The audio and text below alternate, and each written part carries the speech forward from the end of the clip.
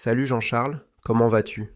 Sympa ton style capillaire, avec le truc orange derrière dans le décor. Merci Grégory. Par contre, tu vas moins rigoler quand je vais te parler de mes derniers tests sur ton IA Dream My Face. En promptant Imagine Grégory en roi des top modèles avec une longue chevelure intemporelle, j'obtiens ceci. Pour ta peine, tu resteras comme ça toute la vidéo et tu m'expliqueras ce qui se passe avec ton IA. Oups, ici Jean-Charles, nous sommes en présence d'une hallucination de l'IA. En combinant mes caractéristiques faciales avec un prompt demandant un top modèle, invoquant au second degré la monarchie sur un ton poétique, le modèle n'a probablement jamais pu consolider ses frontières de décision dans cette partie de l'espace latent concernant une telle combinatoire. D'où ce résultat improbable et hallucinogène. Grégory, t'as fumé la moquette.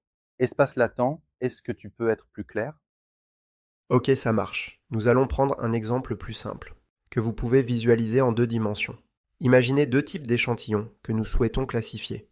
Les échantillons rouges peuvent représenter une catégorie d'objets dans une image, le sens d'une phrase, etc. Les échantillons bleus représentent une autre catégorie que nous souhaitons différencier des rouges. La frontière de l'IA dessinée en blanc permet de créer la décision entre les points bleus et rouges, et elle trace tout droit quand elle n'a plus de données.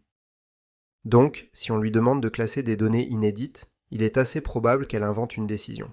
À noter que dans la pratique aujourd'hui, l'IA traite des problèmes à plusieurs centaines de dimensions. Il est donc impossible de visualiser cette frontière de décision. Dans le jargon, on parle d'espace latent pour désigner cet espace mathématique à haute dimension, que l'IA utilise pour représenter les concepts de bas ou de haut niveau et les décisions. Pour éviter l'hallucination, le principe de base est de lui donner suffisamment de données pour qu'elle puisse apprendre correctement. Ainsi, nous pouvons corriger sa frontière, comme nous pouvons le voir ici. Il existe différents types d'hallucination de l'IA. Soit les données sont manquantes, par exemple à cause d'une actualité très récente. Soit un prompt est tellement complexe que l'IA a peu de chances d'avoir vu un exemple similaire. Le terme d'hallucination vient de ce deuxième cas où l'IA invente une réponse.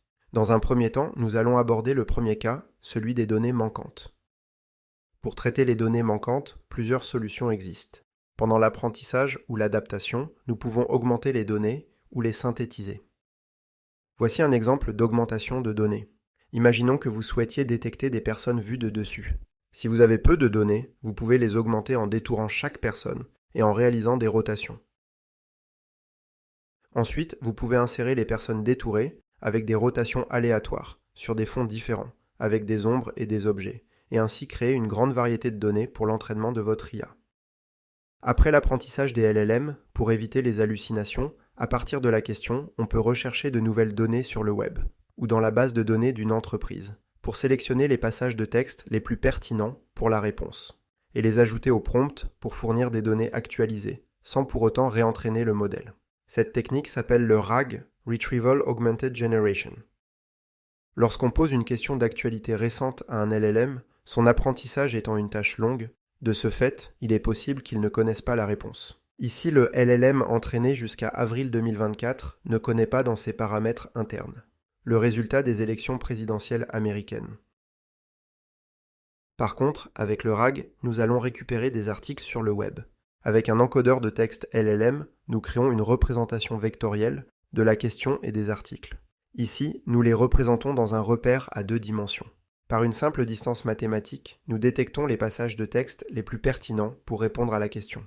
Enfin, nous posons la question au LLM avec les articles sélectionnés, ce qui permet au LLM de répondre à la question sans hallucination et sans réentraînement de ses paramètres internes, et sans atteindre la longueur maximale du prompt d'entrée, puisque cette technique permet de limiter le nombre d'articles ajoutés au prompt.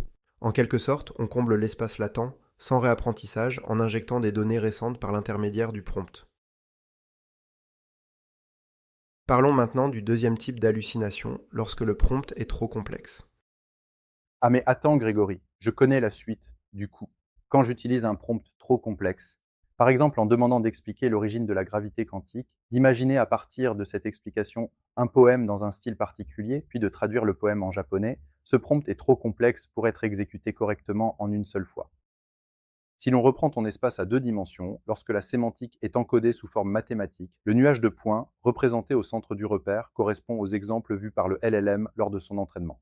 Imaginons que plus le prompt enchaîne les tâches, plus le point est éloigné du centre. Même si le modèle a la capacité de traiter le problème, le défi ici est que le temps d'apprentissage deviendrait trop important pour couvrir une combinatoire qui agrandirait le nuage du dataset d'apprentissage. En demandant un prompt plus complexe, on se place dans une zone jamais consolidée par le modèle, là où les frontières de décision tirent tout droit sans guidage. Il est possible de décomposer ce prompt complexe en une séquence de 3 prompts plus simples. Le premier pour expliquer l'origine de la gravité quantique. Le deuxième pour rédiger un poème inspiré par ces idées en respectant le style de Baudelaire. Le troisième pour traduire ce poème en japonais tout en préservant les métaphores originales. Ici, nous illustrons l'exécution séquentielle de ces 3 prompts. Le résultat du prompt précédent est ajouté au prompt suivant. Chaque prompt représente une tâche plus raisonnable en termes de complexité, qui tombe dans un espace où le modèle a pu consolider ses frontières de décision. Aujourd'hui, la tendance est de mieux décomposer les tâches en détectant automatiquement les compléments de données nécessaires de type RAG, voire en utilisant des graphes de connaissances pour enrichir plus finement les données qu'on peut ajouter au prompt, voire même insérer des vérifications des réponses intermédiaires et refaire certaines étapes. Cette nouvelle approche prend le terme d'agentique. En conclusion, de nombreuses techniques s'offrent à nous pour limiter les hallucinations de l'IA. Même si certains cas restent encore difficiles à traiter, n'est-ce pas Grégory? Exactement, Jean-Charles, tu ne crois pas si bien dire. Dans ce cas, on touche aux limites. Le mieux est parfois d'attendre un peu. Et l'amélioration des modèles open source est continue, pour agrandir et consolider cet espace latent, ce qui donne des modèles qui repoussent toujours plus loin les hallucinations. Surtout si on les combine aux bonnes pratiques présentées aujourd'hui.